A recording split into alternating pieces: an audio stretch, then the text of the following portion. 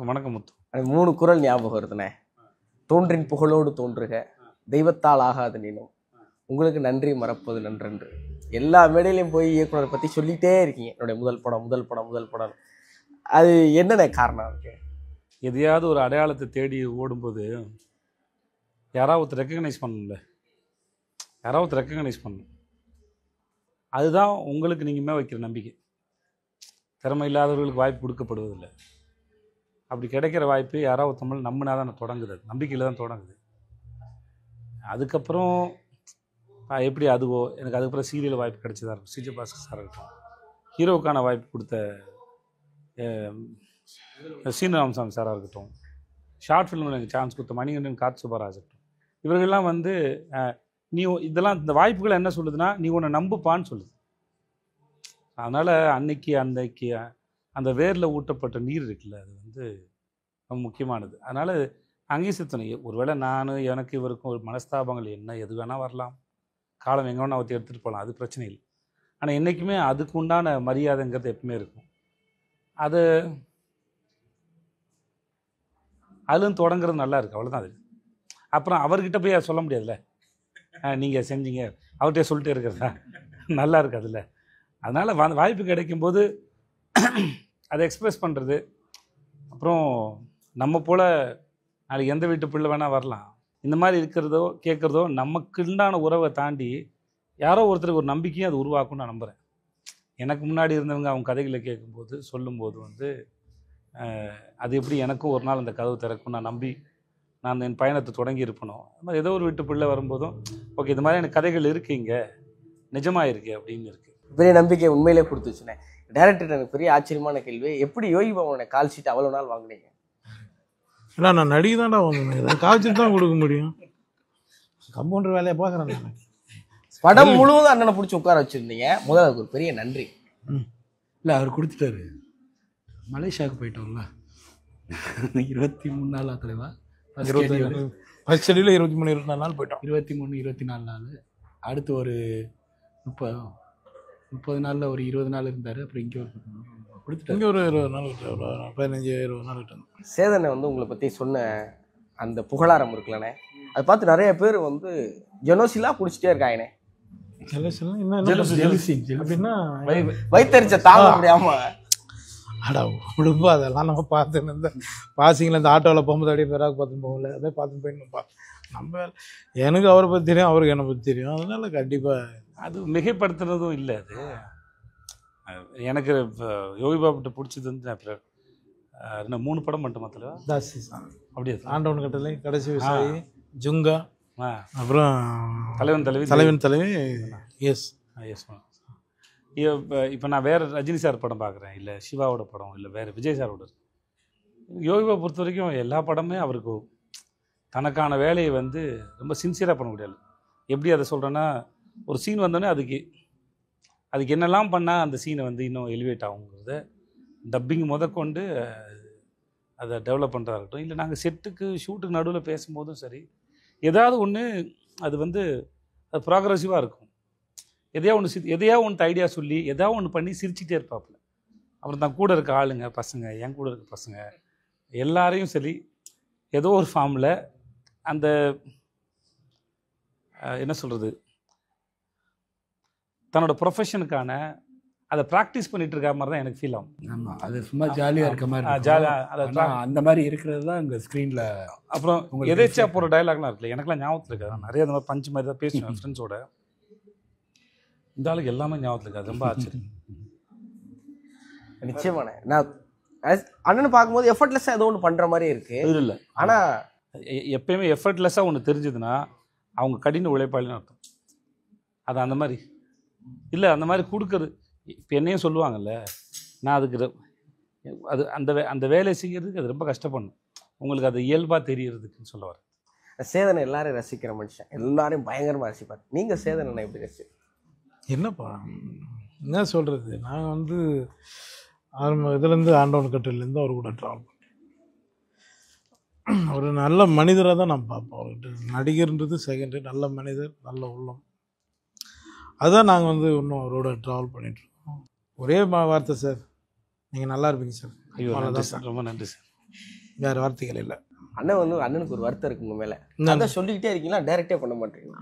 ஏய் கேளுங்க. சொல்லுவேன் நான் அப்பப்போ. இப்போ கூட சொல்ல எங்க ஒரு கதையை சொல்லுங்க, வேணா என் ப்ரொடக்ஷன் எத்த படத்தை முதல்ல முடிக்கலாம் அப்படின்னாரு. என் ப்ரொடக்ஷன் கூட பண்ணுங்கண்ணே. அது நினைக்க நான் பண்ண வரானே பண்ணுவோம். ஒரு நல்ல அவருக்கு ஒரு நம்பிக்கை வரணும்ல. ஒரு நாள் அது எல்லாம் இப்போ எனக்கும் ஆசை இருக்குது. ஆனால் என்ன ஏதோ தயக்கிறோம்ல, ஆனால் ஒரு நாள் அது நடந்துடும். அது கண்டிப்பாக டைம் கிடைக்கணும். இன்னும் நம்ம தொழில் வந்து நம்ம ஒரு தொழில் காமெடி தொழில் பண்ணிட்டு போகிறோம். இப்போ எல்லாம் ரசிக்கிறாங்க இல்லையா. அவர்கிட்ட நான் வந்து நிறைய கதைகள் சும்மா அப்பப்போ அவரு ஃப்ரீயாக இருக்கும்போது நானே இருக்கும்போது எதாவது உட்காந்து பேசுவோம். ஆனால் என்னென்னா அது நான் ஜாலியாக தான் பேசிட்டு இருந்தேன். அது ரொம்ப சீரியஸாக இருந்தது அவர் தான். ஐயோ நீங்கள் என்ன ஒரு படத்தை டைரக்ட் பண்ணியா, நான் கூட ப்ரொடியூஸ் பண்ணுறேன் அப்படின்னு இருக்காரு. அது லைஃப்பில் நடக்கட்டும் சார். அது என்னைக்கா அது எப்பவுமே அது கட்டாயப்படுத்தக்கூடாது. ஆனால் அது என்னைக்கா ஒரு நடக்கும். என்ன கேட்டால் அவர் இப்போ இந்த படத்தில் பண்ண வேலை இல்லை, ஏஸில் பண்ண வேலையாக இருந்தால் இன்றைக்கி காமெடியன்னு சொல்லிக்கிறதுக்கு இன்றைக்கி நிறைய பேர் இல்லை. யோகிபாவோட தேவை வந்து ரொம்ப முக்கியம் இண்டஸ்ட்ரிக்கு. நான் அதையும் மனசில் வச்சு தான் சொல்றேன். என்னைக்காக ஒரு நடக்கட்டும், ஆனால் இன்றைக்கி இவரோட தேவை ரொம்ப முக்கியம். இப்போ நடுவில் விகடனில் வந்து கதிர்வேலன் சொல்லி சீனியர் சார் வந்து என் கதைன்னு சொல்லி சார்லி சாப்ளின் ஒரு புக் கொடுத்தாங்க. அது வாசிக்கும் போது ஃபுல்லாக எங்கேயோ யோகிபா பண்ண எல்லாம் கனெக்ட் பண்ண முடிச்சுட்டே இருந்து எனக்கு டேரக்டர்கிட்ட ஒரு கேள்வி இருக்குது. ஆனால் ஏஸ் படத்துக்கு பெரிய பிரம்மாண்ட ஆடியோ லான்ச் நம்ம பண்ணல, இன்ஸ்டாகிராமில் ஒரு ஹூக் ஸ்டெப் கூட போடல, ஆனால் கொண்டாடி தீர்க்குறாங்க மக்கள் எல்லாரும். வந்து அதாவது மைக்கை பார்த்துட்டு சிரிக்க ரெடி ஆகலை, சிரிச்சுக்கிட்டே வந்து மைக்கில் படம் சூப்பராக இருக்குது அப்படின்ட்டு கடந்து போகிறாங்கல்ல. அந்த விமர்சனங்களை பார்க்கும்போதும் அந்த அந்த மக்களை பார்க்கும்போது, மனிதர்களை பார்க்கும்போது உங்களுக்கு என்ன தோணும்? அதான் ட்ரூ வேர்ட் ஆஃப் மவுத்துன்னு சொல்கிறோம் இல்லையா. இது வந்து நம்ம வந்து படத்தை வந்து நம்ம ஒன்று ப்ரமோட் பண்ணுவோம் நினச்சி பண்ணுறோம். ஆனால் படம் பார்த்துட்டு வந்து அவங்க ப்ரமோட் பண்ணுறது இருக்குல்ல, அது வந்து ரொம்ப ஜென்யூன் நினைக்கிறேன். அதுதான் ரியல். அது படத்தை பார்த்துட்டு அப்படியே வெளியில் வந்து அந்த அந்த ரியாக்ஷன்லேயே வந்துட்டு பாதி விமர்சனம் வந்துருச்சு. அவங்க சிரிச்சிட்டு வரையிலே பாதி விமர்சனம் வந்துருச்சு. வந்து அதை சொல்லையில் இன்னும் பயங்கர விமர்சனம் வருது. அது ரியலான விமர்சனமாக இருக்குது. அதுக்கப்புறம் நம்ம அந்த ஆடியன்ஸோட ரியாக்ஷனை பார்க்குறோம் இல்லையா, லைவாக பார்த்து அது இது வந்து நிஜமான விமர்சனம்னு நான் நினைக்கிறேன். இதுதான் கரெக்ட். இது வந்து ரொம்ப ஹாப்பியாக இருக்குது. ஆக்சுவலாக ரொம்ப ரொம்ப ஹாப்பியாக இருக்குது. இல்லை அல்டிமேட் படம் பண்ணும்போது, வேலை செய்யும்போது, கதை கேட்கும்போது இருக்கிற இதுக்கு விரும்பப்படுற ஒன்றே ஒன்று தான், இது மக்கள் எப்படி ரிசீவ் பண்ண போகிறாங்க. கடைசியில் இப்போது தேட்டரில் அது பார்க்கும்போது இதுதான் அச்சீவ் பண்ண வேண்டிய கோலு, ரிசல்ட்டு எல்லாமே. அது சந்தோஷம் எல்லாமே. இன்றைக்கி படம் பார்த்து முடிச்சு தேட்டருக்கு போகும்போது படம் பார்த்து முடிச்சுட்டு அவங்களுக்கு கைத்தட்டலும் அந்த சிரிப்பும் தான் அதோட சந்தோஷம். ஒரே அந்த கைத்தட்டல் சிரிப்பு வருது இல்லை, அதுக்கு பின்னாடி இப்போ நான் படம் பார்த்துட்ருக்கேன்ல, ஆடியன்ஸ் வந்து ஃப்ரெஷ்ஷாக பார்ப்பாங்க. ஏன்னா அது அவங்க எண்ட் ப்ராடக்டை பார்க்குறாங்க. இப்போ நான் என்னோடய எக்ஸ்பீரியன்ஸ் சொல்கிறேன். நான் அதோட ப்ராசஸை பார்த்தேன். அது எப்படி நிகழ்ந்துச்சுன்னு பார்த்துக்கிட்டு இருந்தேன் நான். அது அது வந்து இவர் என்ன ஐடியா சொன்னார், இவர் என்ன ஐடியா சொன்னார், அந்த கொலாபரேஷன் எப்படி ஒர்க் ஆச்சு, அது அங்கேருந்து இப்போ நம்ம ஒரு சின்ன கைத்தட்டல், சின்ன ஒரு சிரிப்பொலிக்கு முன்னாடி ஒரு அரை மணி நேரம் வேலையாவது இருக்குது. அதுக்கு முன்னாடி ஒரு சின்ன பஞ்சுக்கு, சின்ன விஷயங்களுக்கு அவ்வளோ ஒர்க்கு இருக்குது. அதில் அவ்வளோ ஒர்க். ஏன்னா நம்ம காமெடின்னு ஈஸியாக கடந்து போயிட முடியாது. அது வந்து ரொம்ப சீரியஸ் பிஸ்னஸ். அது சார்லி சாப்ளின் சொன்னது தான். அதுவும் it's a very serious business. So அவ்வளோ எஃபர்ட் வந்து இப்போ ஒரு கொலாபரேஷன் இருக்கு இல்லையா, இவரோட ஐடியா நிறையா இருக்கோ, இவரோட ஐடியா நிறையா இருக்கும். இவர் ஸ்கோர் பண்ணுற இடத்துல இவரோட ஐடியா இருக்குது, இவர் ஸ்கோர் பண்ணுற இடத்துல இவரோட ஐடியா இருக்குது. ஸோ எனக்கு அந்த கொலாபரேஷன் வந்து ரொம்ப பிடிச்சிருந்துச்சு. அதை ரிசீவ் ஆகுறப்போ நம்ம என்ன நினைக்கிறோங்கிறது வந்து கரெக்டாக ரிசீவ் ஆச்சு. ரொம்ப நல்லா இருந்துச்சு. நான் படம் பார்க்கும்போது ஃபர்ஸ்ட் ஹாஃபில் நான் கன்ஃபியூஸ் ஆகிட்டே இருக்கேன். ஏன்னா நான் மகாராஜா பார்க்குறேன், அதுக்கப்புறம் விடுதலை பாகம் 2 பார்க்குறேன், அதுக்கப்புறம் சேதனை இப்படி ஒரு படம் பார்க்குறேன். எனக்கு என்ன சேதனை இப்படி ஒரு படம் அப்படிங்கிற ஒரு குழப்பத்திலே உட்காந்துட்டு செகண்ட் ஹாஃபுக்கு அப்புறம் நான் அதெல்லாம் மறந்துட்டேன். நான் ரொம்ப லகிக்க ஆரம்பிச்சிட்டேன். நான் பியூராக படத்துக்குள்ள உட்காந்து என்டர்டெயின் ஆகி சிரிக்க ஆரம்பிச்சிட்டேன். நீங்கள் இந்த கதையை தேர்வு பண்ணும்போது உங்களுக்கு என்ன மாதிரியான யோசனை? எந்த கதைக்குமே எந்த யோசனை இல்லை. இப்போது உங்களுக்கு தான் இது ஆர்டர், எனக்கு ஆர்டர் இல்லை. எனக்கு எந்த படத்துக்கு முன்னாடி எந்த படம் வரும்னு எனக்கு எப்படி தெரியும்? எனக்கு அந்த மாதிரி கணக்கு இல்லை. அப்புறம் ஒரு கதையை கேட்டிருப்போம். என்ன இப்போ இந்த கதையை வந்து 2017 2017-18 வந்து இந்த கதையை பேசிட்டு இதை கொஞ்சம் ஓரம் வச்சுட்டு அதுக்கப்புறம் ஒரு 7-8 கதையை பேசி அப்புறம் ஒரு ஸ்டேஜ் திருப்பி இந்த கதையை தூசி தட்டி அப்புறம் இதில் அவர் நிறைய வேலை பார்த்து அப்புறம் இந்த கதையை பாம்பேயில் செட் பண்ணலான்னு பிளான் பண்ணி அப்புறம் ஹைதராபாத்துக்கு செட் பண்ணலான்னு பிளான் பண்ணி திரும்பி ஆரம்பித்த இடத்துக்கு மலேசியாவிலே செட் பண்ணலான்னு போய் இப்படி இவ்வளோ தூரம் போயிட்டு வந்திருக்கு. ஓகே, அதனால் இது எப்போ வரும்னு எங்களுக்கு தெரியாது. அந்த கணக்கில் ஒரு கதையை கேட்கும்போது இந்த கதை ஒர்க் அவுட் ஆகுமா ஆகாதான்ற கேள்விகளுக்குள்ளே மட்டும் தான் பார்க்குறோம். நம்மளை சுவாரஸ்யப்படுத்துதா, ஒர்க் அவுட் ஆகுமா அப்படிங்கிறது. அது ஆகும் அப்படின்னா இந்த காலத்தில் இந்த சமகாலத்தில் இப்போ சில கதைலாம் கேட்போம். அந்த கதைலாம் கேட்கணுன்னா அந்த கதையை கேட்டால் ஒரு வருஷத்தில் பண்ணிடணும். காலந்தள்ளினா அந்த கதை பழசாயிடும். அந்த மாதிரி நிறைய கதைகள் வேணான்னு சொல்லியிருக்கோம், காலந்தள்ளி வரக்கூடாதுன்னு சொல்லிட்டு. சில கதைகள்லாம் அந்த பிரச்சனை இல்லை, அது எப்போ வேணால் வரலாம், பிரச்சனை வரும், அது பாட்டுக்கு அது வேலையை செய்யும். ஸோ அதனால் இவ்வளோ தான் கேட்டகரிய ஒழிய இதுக்கப்புறம் அதுக்கப்புறம் அதுன்னு எனக்கு பிளான் பண்ணுற பழக்கமும் கிடையாது. இப்போ இன்னைக்கு கொண்டு வந்தார், இல்லை ஒருவேளை சார் வந்து நான் ட்ரெயினுக்கும் தலைவன் அப்புறம் வந்துக்கிறேன்னு சொன்னான்னா அது அப்போ தான் வந்திருக்கும். ஸோ ப்ரொடக்ஷன் வச்சு டிசைன் பண்ணுறாங்க. மற்றபடி கதை கேட்கும்போது இந்த கதை ஒர்க் அவுட் ஆகுமா இல்லையா அந்த எண்ணம் மட்டும்தான். மக்களுக்கு இது பிடிக்குமா இல்லையா, நமக்கு பேர் வாங்கி தருமா, அவ்வளோதான் கதை. விமர்சனம் பண்ணுறவங்க சில பேர் விஜய் சேதுபதி இந்த மாதிரியான கதைகளை தான் தேர்வு பண்ணணுங்கிற அளவுக்கு பேசுகிறாங்க, யோசிக்கிறாங்க இல்லைண்ணே.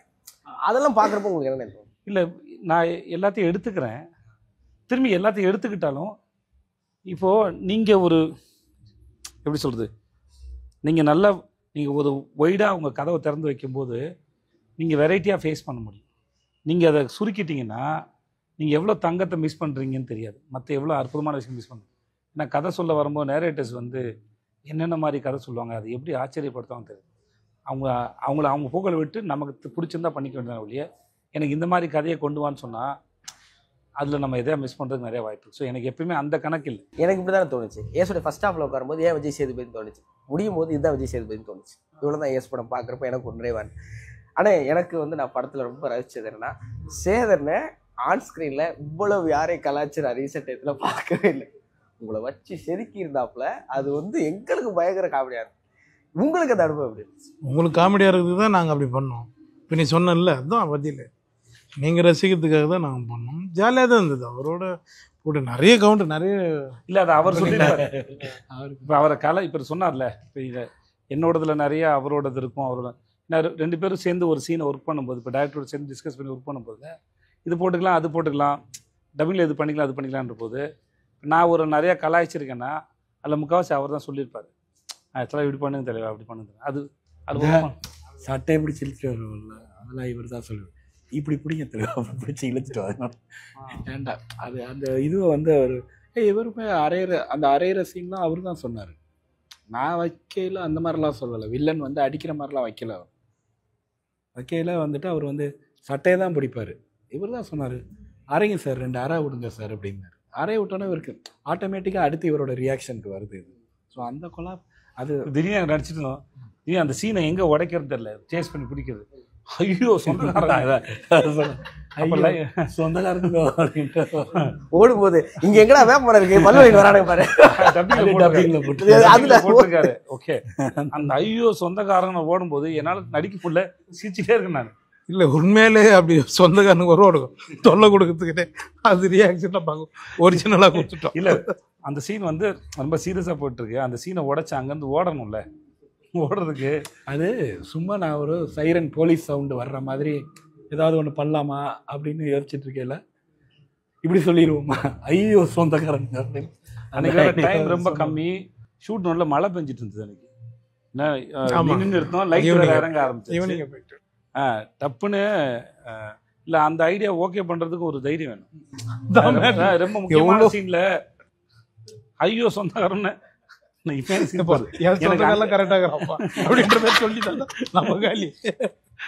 அதனால இந்த மாதிரி நிறைய இடத்துல நம்ம ஒரு சீன் ஒன்று பண்ணோம், ஞாபகம் இருக்கா சார்? அந்த இதில் லாக் பண்ணி முட்டி போட்டு வெளிலாம் கென்ன வைப்பாங்க. ஆமாம், அது டைலாக் ஒன்று டைலாக் அதை கட் பண்ணிட்டு ஒரு சார் நாங்கள் பண்ணோம்.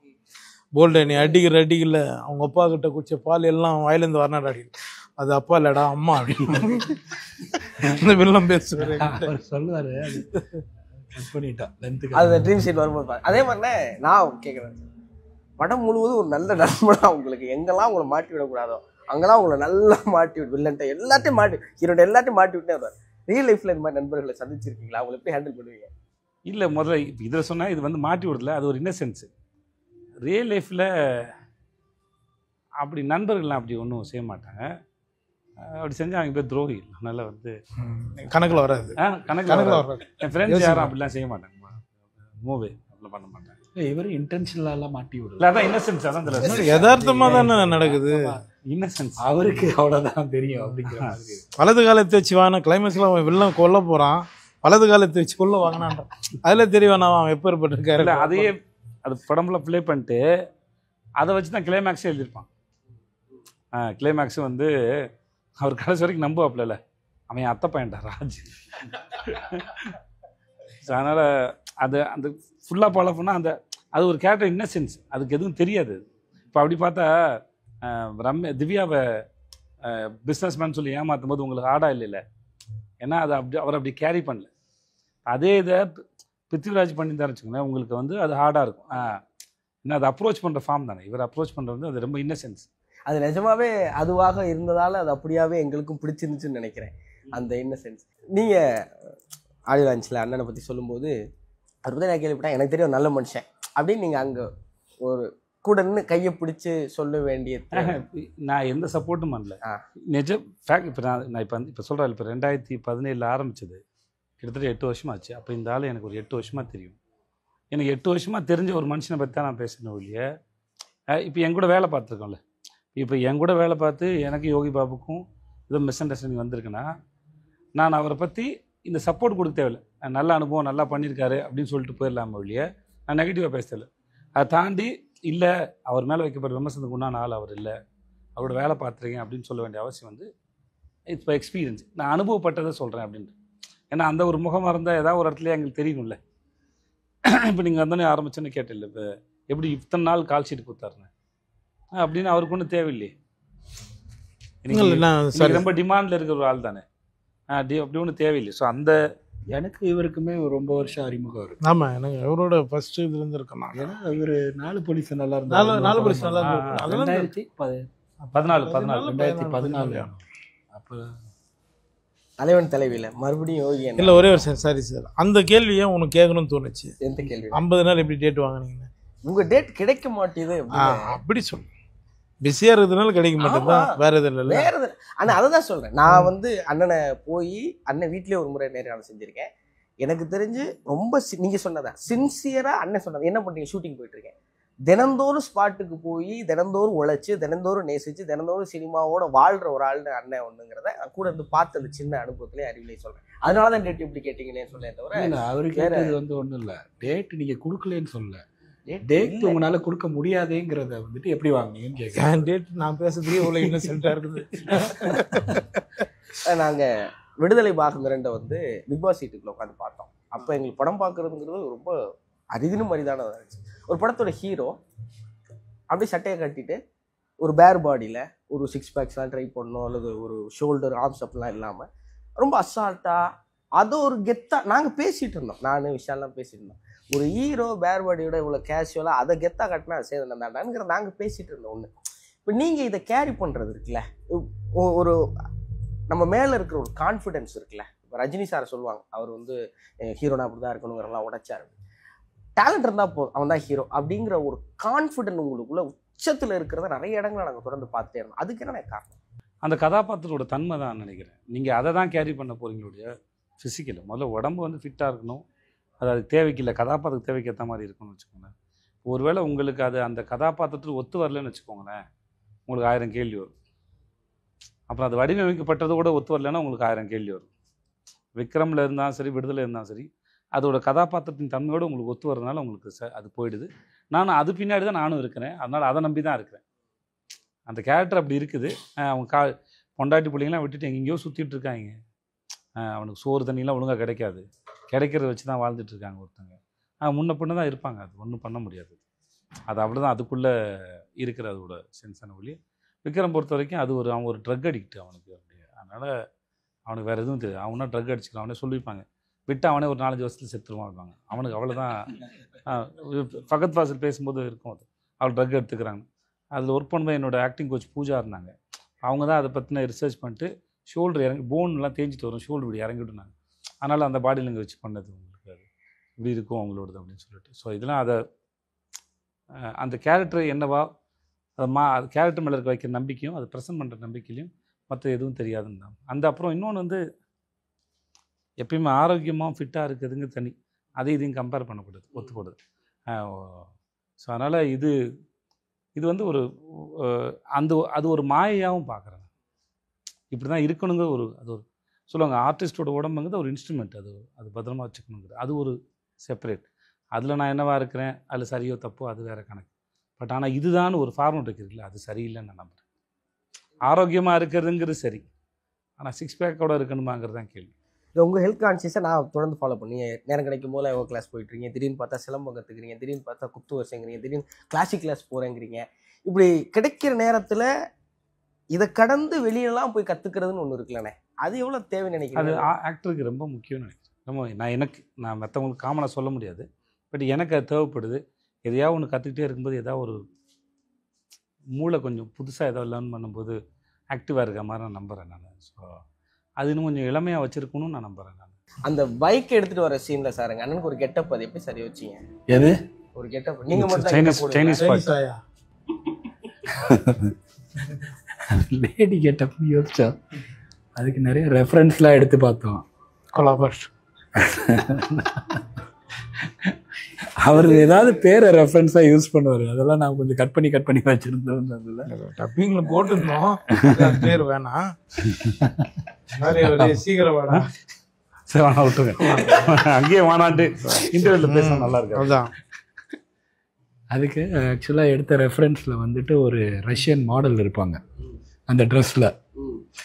அந்த ட்ரெஸ்ஸை எடுத்துகிட்டு அதுக்கப்புறம் அதை பார்த்துட்டு இதை போட்டால் நல்லா இருக்குன்னொன்னே அவங்களால இமேஜின் பண்ண முடியல, காஸ்டியூம் டிசைனர்னால இதை எப்படி அங்கே அப்படின்னு சொல்லிட்டு ஒரு தடவை பார்த்து அப்புறம் எப்படி இருக்கும். ஐயோ மலேசியா தீச்சு இருப்பானே ஆளே அப்படி. ஆனால் ஜாலியாக தான் இருந்தது சார். நல்லா நிறைய பேர் அந்த ஃபாரின் சொல்லும்போது சிரிச்சுட்டு கேட்குறான் சார் என்ன சார் அந்த பேர் அண்ணன் சைனீஸ் ஆயானது. மேலே அங்கே எடுக்கும்போது ஷார்ட் எடுக்கும்போது அங்கே இருக்கிறவங்க ஒரு 4-5 பேர் அப்படியே பார்த்து ஓ அப்படின்னு ஒரு மாதிரி தான் பார்த்தேன். அது ஆக்சுவலாக ஷூட் பண்ணது சைனீஸ் மார்க்கெட், அது கேரளில் இருக்குது சைனீஸ் மார்க்கெட். நீங்கள் எப்போதும் சொல்கிறதுண்ணே, இலக்கில் வெற்றி பயணம்தான் வெற்றி அப்படின்னு நீங்கள் எப்போதும் சொல்கிறது. இந்த பயணத்தை நீங்கள் இவ்வளோ ரசிக்கிறதுக்கு காரணம் என்ன? அந்த ரசிக்கிறதுனால தான் இந்த வெற்றி நடக்குது நம்புறீங்க? பிடிக்கிறது ஒரு காரணம், பிடிச்சனால ரசிக்கிறோன்னு நான் நினைக்கிறேன். பிடிச்சி வந்திருக்கோம். அப்புறம் நிஜமாகவே ஒரு நான் ஆல்மோஸ்ட் 365 நாளில் ஒரு 300 நாளாவது ஷூட்டில் இருப்பேன்னு நினைக்கிறேன். ஒரு குறைஞ்சபட்சம் 250 நாளாவது ஷூட்டில் இருப்பேன். ஷூட்டில் இருக்கிற அனுபவம் வந்து ரொம்ப நல்லாயிருக்கும். ஆல்மோஸ்ட் டிசிப்ளின்டாக வேறு இருக்கும். நைட் சீக்கிரம் தூங்கி ஆகணும், காலைல சீக்கிரம் எந்திக்கணும், 6 மணிக்காவது எந்திக்கணும். வேலைக்கு போகிறதுக்குல 6 மணிக்கு எழுந்துச்சு நீங்கள் ஃப்ரெஷ் ஆகி வீட்டில் இருந்தால் ஒரு 10-12 மணிக்கு தூங்குவோம். பட் அங்கேனா இன்னும் 6 மணிக்கு எழுந்திரிச்சு அப்புறம் வந்து ஷூட்டில் இருக்கிறனால வந்து நம்மளை ஒழுங்காக பார்த்துக்கணும், சிக்காயிடக்கூடாது, இல்லை ஷூட்டு பாதிக்கப்படும் அப்படின்னு ஒரு டிசிப்ளின் இருக்கும். அப்புறம் அந்த வேலை செய்யும்போது கிடைக்கிற டெய்லியும் சீன் கிடைக்கும்போது அது ஒரு ஒரு ஒரு தனி மனுஷன் செய்கிற வேலை இல்லைல்ல, இவ்வளோ பேரோட சேர்ந்து செய்யணும்ல. நீங்கள் வந்து கேமராமேனு, டைரக்டரு, கோ ஆர்டிஸ்ட்டு, ஆர்ட் டிபார்ட்மெண்ட்டு, மற்ற ஆர்டிஸ்ட்டு, ஜூனியர் ஆர்டிஸ்ட்டு, ஒரு பெரிய வேலை அது நடக்கிறது. அதை நான் ரொம்ப என்ஜாய் பண்ணுறேன், ரொம்ப ரசிக்கிறேன். அது ரசிக்கும் போதே வந்து மற்ற எல்லாமே அதுக்கப்புறம் கிடைக்கிறது அதெல்லாம் போனஸ் தான். ஒரு படத்தின் வெற்றியோ அதுக்கப்புறம் வர்றதோ எல்லாமே போனஸ் தான். வேலையில் சுகம் கிடைக்கும் போதில்ல, அது வந்து அது பெரும் சுகம். அதனால தான் உங்களை நாங்கள் ரொம்ப ரசிக்கிறோம். எனக்கு இந்த ஒரே ஒரு கேள்வி இருக்கேன். இன்றைக்கி சினிமா வந்து ப்ரமோஷனை பொறுத்து தான் படம் போய் சேரும்னு ஒரு நம்பிக்கை இருக்குது. எங்கேயோ அந்த இடத்துல ஒரு சின்ன கிராக்கை ஏற்படுத்தியிருக்க அந்த நம்பிக்கையில் நான் நம்புகிறேன். நம்ம மகாராஜா நம்ம புர்ஜ் கலிஃபாவில் போய் எடுத்துகிட்டு போய் வைக்கணும். படம் ரிலீஸ் ஆனதுக்கு பிறகு உட்காந்து நம்மளாம் அதை பற்றி பேசி சிரித்து அதை என்ஜாய் பண்ணிகிட்டு இருக்கோங்கிறப்போ மக்கள்கிட்ட கொண்டு போய் சேர்றதுக்கு எது முக்கியம்னு நினைக்கிறீங்க? மக்களில் முதல்ல வந்ததுக்கப்புறம் டிசைட் பண்ணுறது மக்கள். அந்த மக்கள்கிட்ட கொண்டு போய் சேர்க்க வேண்டிய நம்மளுடைய, ஏன்னா எல்லாருக்கும் அவங்க வீட்டு வேலைகள் இருக்குது. எங்களுக்கு சில நெருக்கடி, நாங்கள் இது நிறையா பிளான் பண்ணோம், பேசணும், சில நெருக்கடிகள் இருக்குது, வேறு வழியில் வந்தாகணும். ஸோ இருந்த டைம் ரொம்ப கம்மி. ஆடியோ லான்ச் வைக்கலாம், பெருசாக பேசலாம்னு சொல்லும்போது ப்ரொமோஷன் பண்ணும்போது அப்போ சண்டை வார் நடந்துட்டு இருந்தது. அந்த சமயத்தில் உட்காந்து ஒரு படத்தை ப்ரொமோட் பண்ணுறது வந்து வைக்கிறது சரியில்லைன்னு சொல்லிட்டு அதுக்கப்புறம் தான் நாங்கள் அதை யூடியூப்பில் விட்டோம். ஸோ அது சரி கிடையாது. ஸோ அதுக்கப்புறம் படத்தை தள்ளி வைக்கலாம்னு நினச்சோம். ஸோ எதுவுமே கடைசி ஒரு வாரத்துக்கு முன்னாடி நடக்கிற வேலைகளாக இருந்தது. ஸோ அது எங்களுக்கு தெரிஞ்சது. இங்கே சில சமயம் வேறு வழி இல்லை, அது சில சமயம் அமைஞ்சிடும். ஆனால் எங்களுக்கு ஒரு பதட்டம் இருந்தது. அது நேற்றுக்கு இன்னைக்கு வந்து நிம்மதியை கொடுத்துருக்கு. என்னென்னா இப்போது தேட்டரோட ரிசல்ட் என்ன தான் கற்றுனாலும் கடைசியில் தேட்டரில் மக்கள் கத்தணும், இல்லாட்டி நம்ம கதறணும். நோட் பண்ணி அந்த வாய் திறக்க வந்துட்டு அப்போ என்ன அர்த்தம் இல்ல இல்ல அது அவர் சொல்றதுதான் கரெக்ட். அவருக்கு வந்திருக்கும் கவுண்டர், அது ஏதோ இன்டர்வியூ கேமராவுக்கு இப்போ மரியாதை இப்போ நான் தொடர்ந்து சொல்லவா வேணாம்? இது இல்ல நீங்க ஆரம்பிச்சு எனக்கு ஒரு கான்சியஸ் கிரியேட் பண்ணி அது தப்பா சொன்ன மாதிரி தப்பா சொல்லிட்டேன்னா கரெக்டா சொன்னீங்க. ஒரு கவுண்டர் வந்துச்சுன்னா அப்புறம் அந்த கண்ட்ரோல் அப்படி கண்ட்ரோல் பண்ணலாம். சரி முடிஞ்சோன்னு சொல்றீங்களா? அப்புறமா சொல்லுங்க. கண்டிப்பா சொல்லுங்க, உங்ககிட்ட தான் சொல்லுவேன். ஓகே. அதனால இவங்களுக்கு பிடிச்சி இவங்க ரியாக்ட் பண்ணிட்டாங்கன்னா மற்ற எனக்கு பீட்சாவுக்கு நடந்தது சொல்கிறேன். பீட்சா வந்து விருந்தார் தலைவா. பீட்சா காலில் ஷோ போட்டாங்க தலைவா. காலில் ஷோ பார்த்துட்டு எனக்கு நெகட்டிவாக வருது தலைவா. அப்போது நான் எஸ்கேப்பில் படம் பார்த்தேன். என்ன மால் சார் அது? இஎம்ஐ அதுவே எஸ்கேப் தானே? எஸ்கேப் இஏல படம் பார்த்துட்டேன். நடுவில் கொஞ்சம் பக்கத்தில் ஆஃபீஸ் அங்கே இருக்குது. அபிராம்புரமா சார்? இது இங்கே இதில் கமல் சார் இங்கே சார் ஆழ்வார்பேட்டு. மழை செம்ம மழை தலைவா. இவர் காரில் கொண்டு என்னை வந்து இது வரைக்கும் ட்ராப் பண்ணிட்டு போயிட்டார். வள்ளூர் கோட்டை எங்கேயோ இல்லை அண்ணாஃபில் வரைக்கும் ட்ராப் பண்ணிட்டு போயிட்டார். மழை கார் வராது மாட்டிக்கும். எனக்கு காலில் பார்த்தவங்களாம் நிறைய பேர் நெகட்டிவாக சொல்லிட்டாங்க. படம் தேட்டரில் உட்கார முடியல அப்படிலாம் சொல்ல ஆரம்பிச்சிட்டாங்க. எனக்கு பயம் வந்துருச்சு. என்னடா அப்படி ஆயிடுச்சு அப்படி ஒன்று இருக்கும்ல. இது மேலே ஒரு ஹோப் இருந்தது. ஒரு சில பீஸான ஒரு படமா, நடுவில் கொஞ்சம் போதான ஒரு படமா இப்படிலாம் கேட்டாங்க. ஏன்னா 2 டைட்டிலும் ஒன்று இருந்தது. அதனால் டைட்டில் மேலே யாருக்கு நம்பிக்கை. சில பேர்லாம் வந்து என்கிட்ட சொல்லியிருக்காங்க, எங்கள் எப்படிதான் டைட்டிலையாவது மாற்றிருங்க, ஃப்ரெண்ட்ஸுக்கு சொல்லுங்கள், நடுவில் கொஞ்சம் பக்கத்தை காணணும் என்ன டைட்டில் அப்படின்னு. சிலர் என்ன பீஸான ஒரு டைட்டிலா அப்படிலாம் கேட்டாங்க. ஓகே, எனக்கு யாரும் தப்பாலாம் சொல்ல. இது எனக்கு இருந்த பயத்தை அந்த சமயத்தில் இந்த பயத்தை இன்னும் கொஞ்சம் அதிகம் தான் படுத்துச்சு இல்லையா, நம்பிக்கை வரைக்கும். பட் படம் பார்த்து சந்தோஷ் நாராயணன், சிங்முஷி சந்தோஷ் அந்த சர்க்கெலாம் படம் பார்த்துட்டு போஸ்ட் ப்ரொடக்ஷன் சொல்லிட்டாங்க படம் சூப்பராக இருந்துன்னு சொல்லிட்டாங்க. காட் சுபாராஜ் சொல்லிட்டாரு எல்லாம். ஆனால் படம் ரிலீஸ்க்கு அப்புறம் உங்களுக்கு வர ரிசல்ட் இருக்குல்ல, பயம், செம்ம பயம். நல்ல மழை சார் வந்து அண்ணாப்பிள்ளை போயிட்டு அங்கேருந்து நடக்க ஆரம்பிச்சோம். அண்ணாப்பிள்ளை நடந்து வந்துட்டே இருக்கேன். கோடம்பாக்கம் பிரிட்ஜ் ஏரியா வந்து பைக்கில் வர சொல்கிறேன். வந்து என் ஃப்ரெண்டு ஒருத்தர் வந்து பைக்கில் வந்து அண்ணா மேம்பாலத்துல இருந்து கோடம்பாக்கம் பிரிட்ஜ் நடந்து வந்து அண்ணாப்பிள்ளை இல்லை சார், அண்ணாப்பிள்ளை அங்கே தான் நிறைய தண்ணி மாட்டி. ஆமாம் இல்லை சார், இங்கே அண்ணாப்பிள்ளை இருக்கேன். அதனால் நான் பார்க்கல தான் வந்தேன். ஸோ வந்துட்டேன். இங்கே வந்ததுக்கப்புறம் ஃப்ரெண்டு வந்து பல்சர் வந்து கூப்பிட்டு வந்தார். உடனே நேராக அப்போ காலையில் இங்கிலீஷ் மார்னிங் ஷோ 3 ஷோவும் மேட்னிங் ஷோவும் இங்கிலீஷ் போகுது ஏவியில். அப்புறம் ஈவினிங் ஷோவும் நைட் ஷோவும் தான் பீட்சா. வெளியே பேனர் கூட இல்லை. இப்போ நான் வந்துட்டு அன்றைக்கி ப்ரெஸ் மீட்டர் போக முடியலன்னு நினைக்கிறேன். ஏன்னா இங்கே டிலே ஆனதால போக முடியல, மழையில் மாட்டேன். நேராக தேட்டருக்கு தான் போகிறேன். 5 கிட்ட தேட்டருக்கு போய் என்னென்ன ரிசல்ட்டு அப்படின்னு கேட்டேன். தம்பி வெளியே பேனர் கூட வைக்கல, வெளியே வேறு நல்ல மழை, நான் ஷோ ஃபுல்லு. எனக்கு வந்து இந்த டிக்கெட் கவுண்டில் இருந்த ஒரு அண்ணன் அந்த சொன்ன வார்த்தையில் அன்றைக்கு தேதிக்கு ஒரு 1.25 கோடி எடுத்தப்பட்ட படம் மவுத் பப்ளிசிட்டியில் வந்து அந்த இடத்துக்கு வந்து சேர்ந்ததுல. ஸோ என்றைக்குனாலும் எப்பயும் வந்து அந்த ஆச்சரியம் நிகழ்ந்துடும். மக்களுக்கு ஒன்று பிடிச்சிச்சுன்னா அது போய் சேர்ந்துருங்கிறதுல எப்பயுமே இருக்கிற நம்பிக்கை தான். ஆனால் மறுபடியும் தலைவன் தலைவியில் உங்கள் காம்போ கண்டிப்பாக ஏசுக்கு அப்புறம் பயங்கர எதிர்பார்ப்பாக இருக்கும். எப்படி இருக்கும்? சும்மா அதுவும் பயங்கரமாக தான் இருக்கும். பயங்கரமாக இருக்கும். அது ஆடியன்ஸ் இது இன்னும் 10 மடங்கு அதை என்ஜாய் பண்ணுவாங்க. இதை விட நல்லாயிருக்கும். ஒரு ஏரியாவுக்குள்ள ஒரு கிரவுண்டில் நிறைய இன்ட்ரெஸ்டிங் கேரக்டர், செம்ம கேரக்டர். அந்த படமே ஒரு தெரியல, அது ஒரு கைண்ட் ஆஃப் ஃபில்ம் அது. ஆனால் ரொம்ப நல்லாயிருக்கு. எப்படி சொல்கிறதுன்னு தெரில, ஆனால் படம் நல்லாயிருக்கும், சூப்பராக இருக்கும் சார். எந்த ரூட சொல்கிறேன். இப்போ இந்த டீசர் வந்துச்சுல்ல, அதான் மூடு வேறு ரொம்ப நல்லா இருக்கு. ரொம்ப ரொம்ப நன்றி இயக்குனருக்கு. ஏன்னா ரொம்ப ஜாலியாக டக்குன்னு ஒரு படத்தை எடுத்து இப்போ டக்குன்னு பார்த்துட்டு ஜாலியாக போயிட்டு இன்னும் பயங்கர ஜாலியாகிட்டு வெளில வர மாதிரி இருந்துச்சு. அது ரொம்ப மகிழ்ச்சியாக எங்களை நீங்கள் வச்சுருந்தீங்க. ஒரு முழு படத்துலையும் சேதனை யோகியனையும் முழு படமும் பார்த்தது என்னமோ எங்களுக்கு ரொம்ப பிடிச்சிருக்கு. ஏன் ஆடியன்ஸ் சந்தோஷமாக வர்றாங்கன்னா ஒருவேளை இதுதான் காரணமா அப்படின்னு நான் நினைக்கிறேன். ரொம்ப ரொம்ப நன்றி. உங்களுக்கு ரொம்ப நன்றிண்ணே. ஏன்னா சேதனை அப்படின்னா எந்த ஒரு கட்டத்துக்குள்ளேயும் உங்களை அடக்க முடியாமல் ஒரு நடிகன்னா இப்படி தான் இருக்கணும் அப்படின்னு நீங்கள் சீதக்காதியாக சூப்பர் டீலக்ஸாக அவனா எடுத்துக்கிட்டோம். ஏசையும் நான் அந்த பட்டியலில் எடுத்து வைக்கிறேன். அப்படி ஏதாவது ஒன்று பண்ணி எங்களை மகிழ்ச்சிப்படுத்தி நீங்கள் ரசித்து எங்களை ரசிக்க வைக்கிறதுக்கு ரொம்ப நன்றி. ரவிபாவனே, உங்களுடைய உழைப்பும் உங்களுடைய சினிமா மீது கொண்ட தீவிரமான காதலும் சினிமா மீது நீங்கள் வச்சிருக்கிற பிரியமும் நாங்கள் பார்த்து எப்போதும் வியக்கிறோம். அண்ணன் சொன்னதை இன்னைக்கு சினிமாவுக்கு நீங்கள் ரொம்ப ரொம்ப தேவை. அதுக்கு நீங்கள் தொடர்ந்து எங்களை மகிழ்விக்கிறதுக்கு நன்றி. ஆனால் நான் ரொம்ப மிஸ் பண்ணுற ஒன்று, கேட்டால் தப்பாக இருக்குமான்னு தெரியல, நான் கேட்கணும் போல ஆசையாக இருக்கு. தப்பாக இருந்தால் கட் பண்ணிடுவோம், சொல்லுங்கள்.